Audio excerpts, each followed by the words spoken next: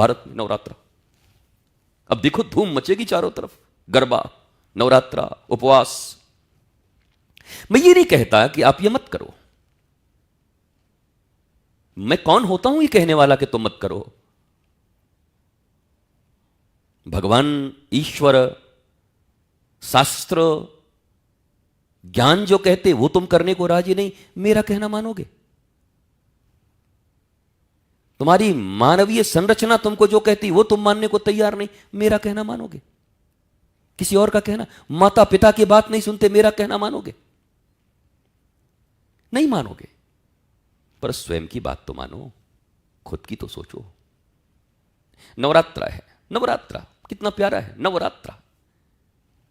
अक्सर हमने सुना है कि रात्रि का मतलब अंधकार, अंधकार का मतलब तिमिर, तिमिर का मतलब अज्ञान, अज्ञान तिमिरांधस्य ज्ञानांजनम शलाकया चक्षुरुन्मिलितमेन तस्मै श्री गुरुवे नमः।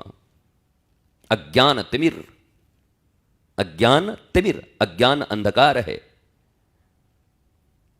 पर वारे भारतीय सनातन संस्कृति के त्योहार रात्रि को भी नवरात्रा बना रहे हैं। नवरात्रा तिमिर है, अंधकार है, पर नवीन है।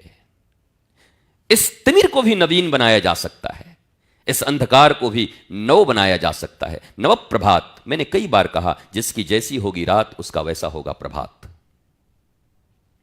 रात जैसा हुआ है प्रभात भी वैसे ही होगा। अर्थात रात्रि के सोते समय जो विचार तुम्हारे मन में चल रहे थे, प्रभात में वही प्रभावी होंगे, स्वप्न में भी वही प्रभावी होंगे।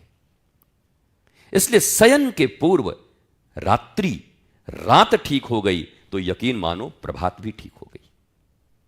नवरात्र नव प्रभात लाएगी। ये नवरात्रि जीवन में नव प्रभात का उदय है। पर कैसे? क्या यह कुट्टू और आटे की पकौड़ियों से सिर्फ होगा? क्या यह केले और दूध के मिश्रण से होगा? फलाहारी कहने से होगा?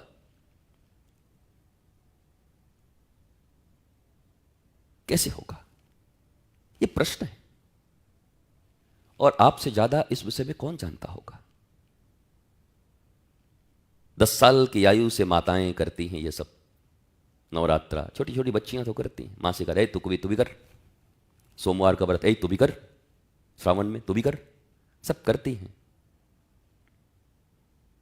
कम से कम जितने लोग व्रत करते हैं, उपवास करते हैं, उतने लोगों को तो पूरा सुखी होना चाहिए था। आरटीआई डालो। अगर आरटीआई डाली जाए कि जितने लोग व्रत करते, उपवास करते, पूजा करते, मंदिर जाते या कहीं भी जाते, क्या वो सब पूर्णानंद में हैं? आश्चर्यचकित हो जाएंगे।